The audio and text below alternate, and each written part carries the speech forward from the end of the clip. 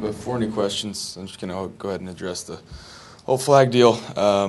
It was an emotional game. I told you guys that last week that I knew that it was going to have a lot of implications on the playoffs, and so that's the way we were prepared. And so it was an emotional game, and so after the game, it did not mean for it to be disrespectful towards any Ohio State people at all, especially not the team or the players, because they're a great team and a great program. So I didn't mean it to be disrespectful at all. I mean, we do the flag thing at OU Texas, and so that's just something that I got caught up in an emotional win. And, it should have been something I did in the locker room, so I apologize for doing it in the middle of the field.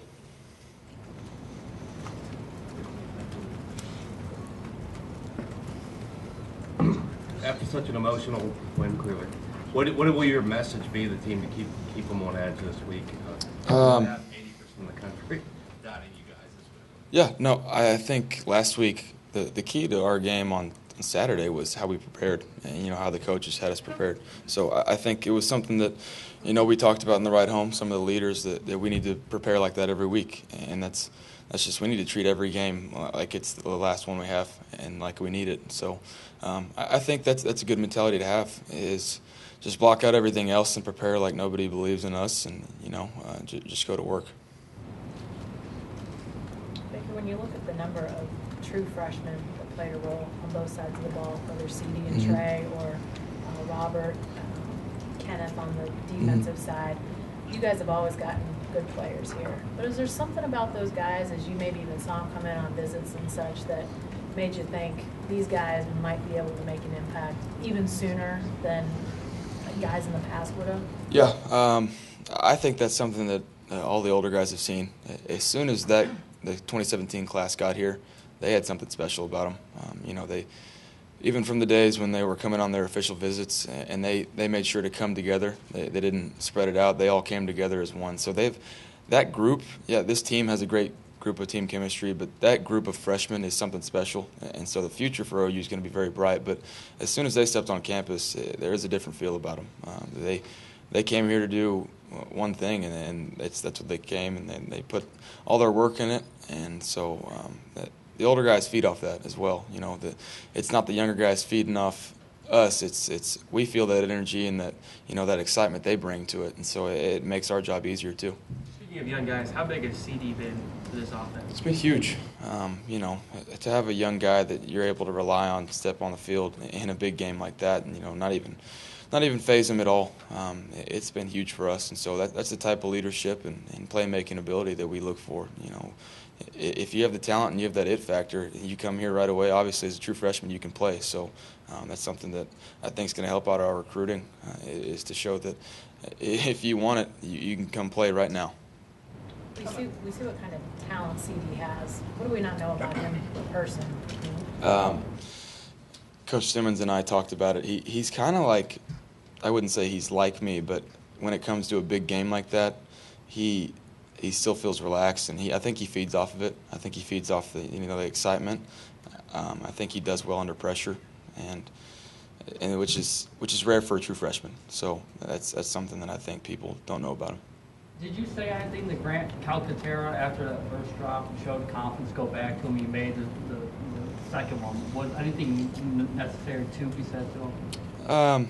I don't think anything was necessary to be said, but told him you're going to get another chance. Just make the most of it. The most important play is the next one. Forget about it and move on. So, and that's what I said all last week was, something's going to happen in this game. In a big game like this, there's going to be momentum shifts and stuff, but you got to play the next play. And so just forget about it and move on. He's very talented, obviously, so he got a lot of playing time.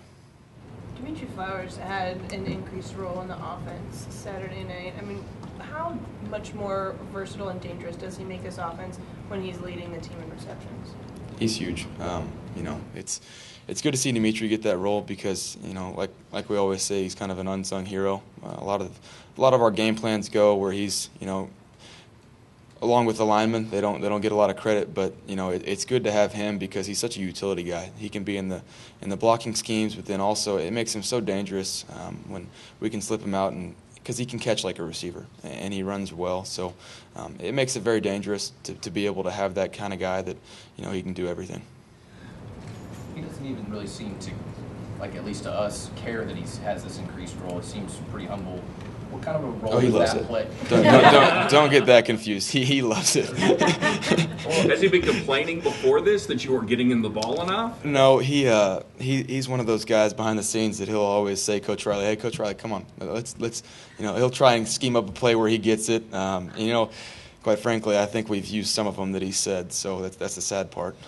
Jordan mentioned that there's more of a closeness on this year's defensive team than there was in the past. For the team overall, do you feel like this is a much closer-knit group than you've had at your time here at Oklahoma? I do, and like I said earlier, I think a lot of that's key from the freshmen. So I think as soon as they stepped on campus, we as leaders had our mindset on a national title, and we knew that we needed to get this team together to do that. But a lot of that's been due to the freshmen. So I really do think this is the closest team I've ever been on. And that's something special. You don't ever get that from college teams, and because you get people from all over, and you have your own ego and your own agenda. You talk about guys that have focused on going to the NFL, stuff like that. But this team is very close, and it's great to see the defense as well. Going back to the flag issue real quick that you addressed, were you surprised at the backlash that you got from that? Like I said, it was an emotional win. So obviously, if they did that here, I would have been pissed too. So not surprised at looking back on it. I understand why they're very upset about it, but I didn't mean it to be disrespectful in any way. You said that Dimitri schemes up some plays where he gets the ball. Was one of those he caught the first pass of the game? Is that something that he was kind of in your ear, like, hey, I want to go out here, I want to have the first catch? He's always saying something, but no, not particularly on that play. There's some good video after the game. Coach Stoops down there looked completely relaxed. Looked like he gave him a big hug, or he gave you a hug. I don't know what that. It was a good birthday for him, I think. What did he say to you? And have you ever seen him that relaxed before? I have, but he was just congratulating us, and I think he was just so proud of us, and happy for us, because all these guys that are here are part of the tools and recruiting that he brought in, and so he's happy to see that he made the right decision. He handed Lincoln the reins to this team and this program, and he let the recruiting that he did and the staff take over, and so I think he was just so happy, and he still had a huge factor into what this team did on Saturday, so I think he was just very proud.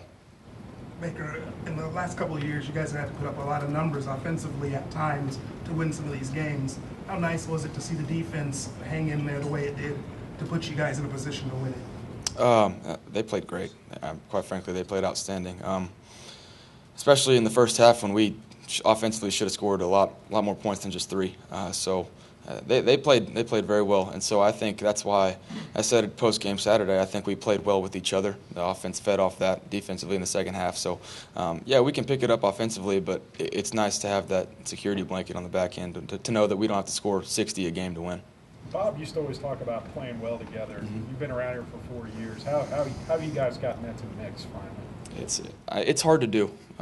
Complementary football is the way Coach Riley says it. So it's hard to do, feed off that, because you have, for example, Ohio State, when they came here last year, they played complementary football, and it showed in that 45-20 something loss. So, they capitalized on our turnovers, and so it's hard to do, but it's something that the great programs and great teams do. And so that's what we said in the huddle on the sidelines. I kept saying, championship teams capitalize on this. They complement the defense, and we move forward. That's how you change the momentum completely, and that's how you take, the energy out of another team. And so it's hard to do, but it's something that mentally you have to, focus on and go out there and just do your job. How much is it helping you specifically to have so many guys involved with the offense compared to maybe the last couple of years? I don't think it's, necessarily anything with me. I just think I'm surrounded by a bunch of great athletes, and we have a lot of depth. And so like I said, I've had a lot of trust in these guys, and I believe in them. So when I'm throwing to one guy, it feels like I'm throwing to the same guy if it's somebody else. We just rotate them in. Mark went down, and then you sub in Grant or Lee Morris, and Lee scores. He's got 2 catches and 2 touchdowns on the year. So we have a bunch of guys, and we have a lot of depth at receiver, which we haven't had in a long time. What is it about Lee? I mean, look at him, a walk-on, really making contributions, and I'm sure you can appreciate that. Just what he's done for the team so far this year. You know, he's a perfect example of, you know, just putting your head down and going to work.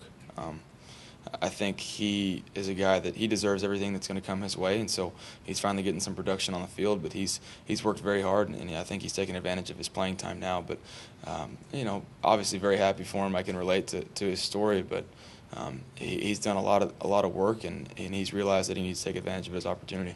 Baker, I ask you what we don't know about CD. I'll ask you a similar question about Trey, since he's a new guy too. What do we? I mean, we see the talent obviously, but what do we not know about him? Ooh, Trey.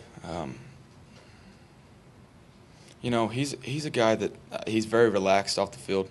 I think he's a very easygoing guy. And then Saturday there was a switch that flipped in his head. I think I haven't seen it because, you know, we don't necessarily go tackle to the ground. I mean, full go in scrimmages or practices with us, you know, in the off season or during camp. So he's a guy that, when the lights come on, I think he turns into a different kind of guy, and so it was good to see him turn it on Saturday in a big stage like that. And I think, you know, guys that can really show up in big games like that, that's a special talent. Coach Riley mentioned telling you guys, I guess, right after the game that, hey, beating Ohio State doesn't need to be the highlight of this season. It's not going to be the highlight of the season.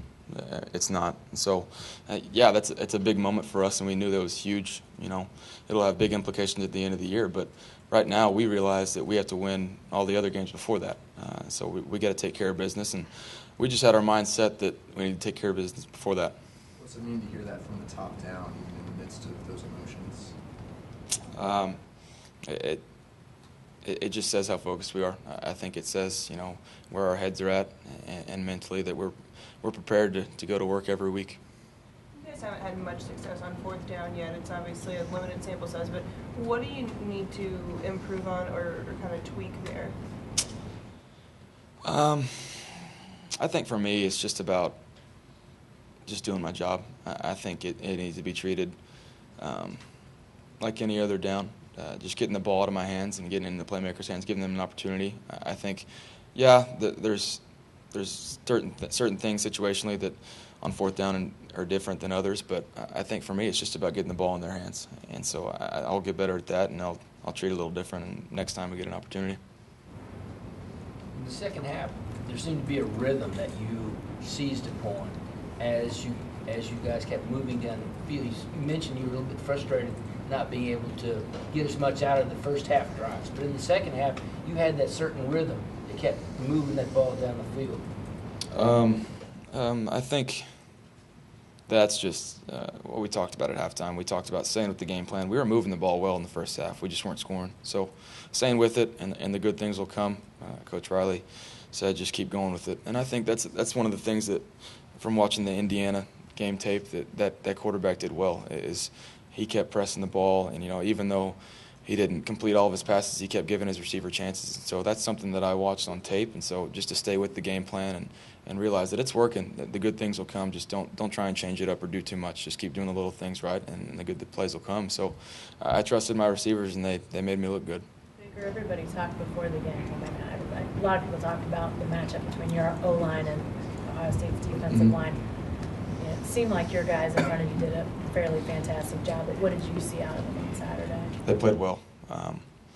You know, they had, I think, maybe 2 sacks. One of them's on me, for sure, if I'm recalling correct. So one of them's on me. I got to get the ball in my hands. But to have only 1 sack up against a defensive front that's that talented, I mean, they have depth, that's for sure. They have a bunch of very talented guys, and so it says a lot about our offensive line. I think everybody already knew that they're great, but I think for them it was about rising up to the challenge and playing on a big stage. And, you know, mentally they were ready. They were prepared, and they wanted to get out there and prove to people that they're the real deal.